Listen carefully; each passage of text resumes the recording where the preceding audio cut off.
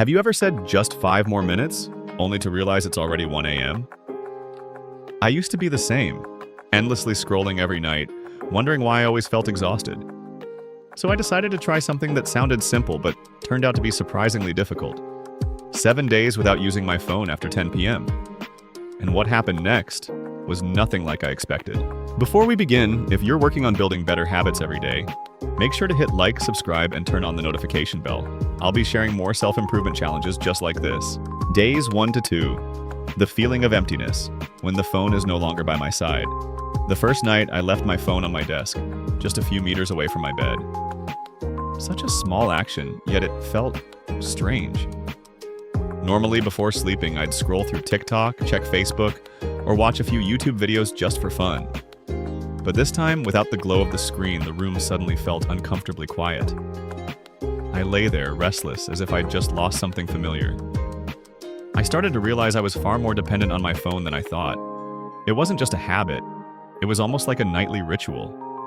My eyes, my hands, even my mind were all drawn into the endless stream of content flashing across the screen.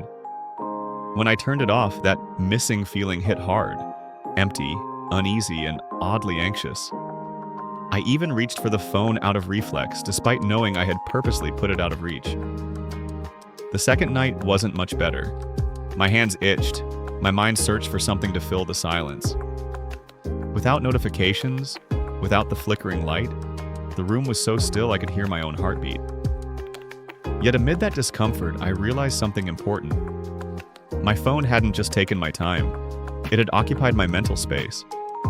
Instead of relaxing, I had been ending each day by consuming hundreds of unnecessary bits of information. No wonder I struggled to sleep. My body was tired, but my mind was still racing. The first 2 days of this challenge weren't easy. It truly felt like I was detoxing from a small habit that had a surprisingly deep grip on my life.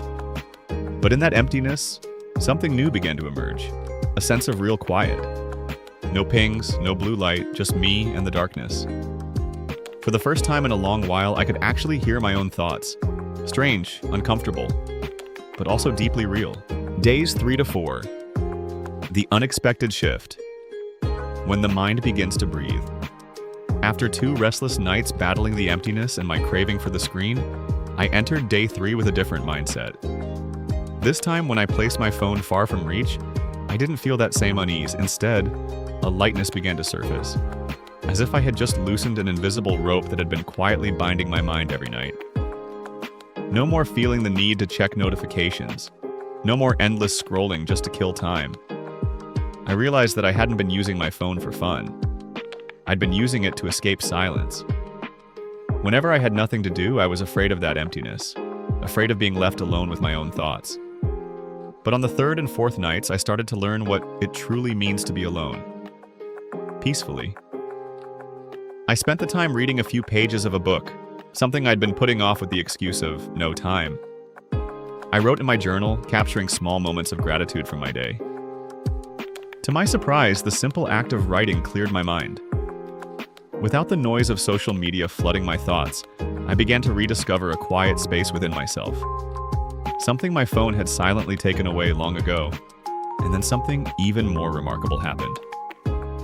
I slept better. Without the blue light piercing my eyes, without the constant stimulation of short videos, I found myself drifting into deep sleep within minutes of closing my eyes. In the morning, I woke up refreshed, lighter, and more alert, without that familiar heaviness hanging over me. After just 4 days, I realized that my phone hadn't only stolen my time, it had disrupted my natural rhythm. When I finally learned to set it aside, my mind began to heal, as if it were breathing fresh air again after years of living in the smog of endless information. And perhaps the most surprising part was this, that peace didn't come loudly, but it ran so deep that I knew I never wanted to lose it again. Days 5 to 6. Discovering the value of stillness, when the mind begins to speak. By the 5th night, I had grown used to not touching my phone after 10 p.m. What once felt like emptiness had now become the most precious quiet of my day. The room was the same, silent, dimly lit by a warm yellow glow, but something inside me had shifted. I no longer reached for the screen to fill the silence. Instead, I learned to sit still and listen to myself. And when I stopped being pulled into the outside world, my inner world began to speak. Thoughts I had long avoided surfaced. The fatigue I ignored, the pressure I buried, even the small dreams I had forgotten in the rush of daily life. At first it was uncomfortable, like someone flipping through the private pages of my old journal. But then I realized, stillness isn't about running away, it's about understanding yourself more deeply. I started writing down my thoughts, unfinished tasks, new ideas, even vague emotions without names. Each line I wrote seemed to untangle a knot in my mind. I planned out the week ahead, reorganized my priorities, and strangely enough, everything became clearer than ever. That usual sense of being overwhelmed, of not having enough time, began to fade. With my mind at rest, I felt more focused, more aware, and more in control of my life. In that quiet space, I understood that peace doesn't come from doing more. It comes from being present with yourself. These 2 nights taught me something profound. Phones don't really make us more connected. They pull us further away from ourselves.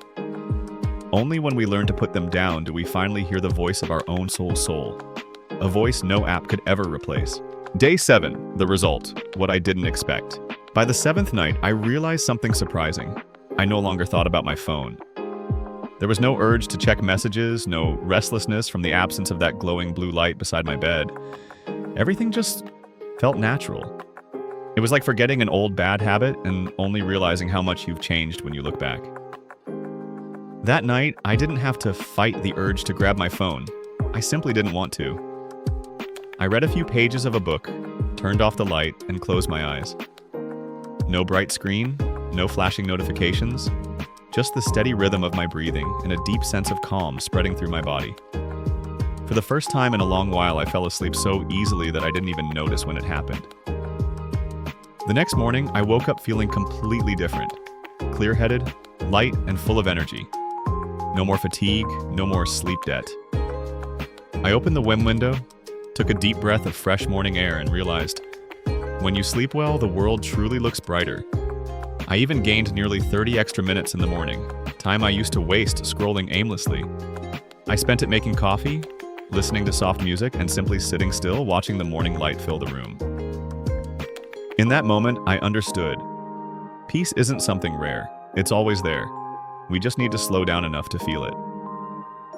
After 7 days, I didn't just sleep better. I learned to let go of my dependence on the phone.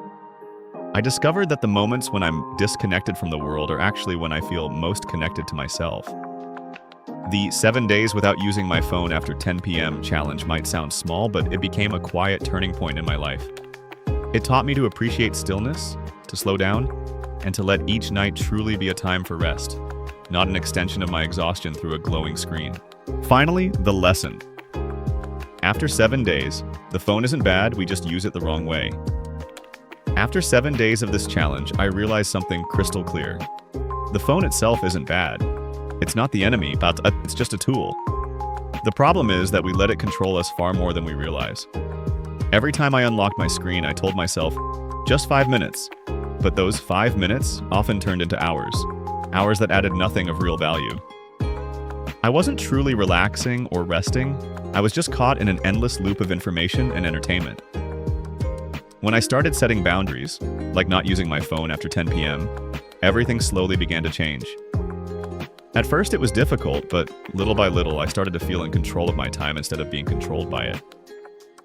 I went to bed earlier, slept deeper, and most importantly, woke up without that familiar heaviness and fatigue. Just one small habit shift made a huge difference in my energy and mood. What surprised me most wasn't how much extra time I gained, but how much lighter and clearer my mind became. Without flooding my brain with hundreds of bits of information each night, I found space for peace, creativity, and positive thoughts. I started enjoying the simple things again, reading a few pages of a book, listening to the rain, or just sitting quietly and breathing. That's when I understood. The problem isn't the phone, it's how we let it take over our lives.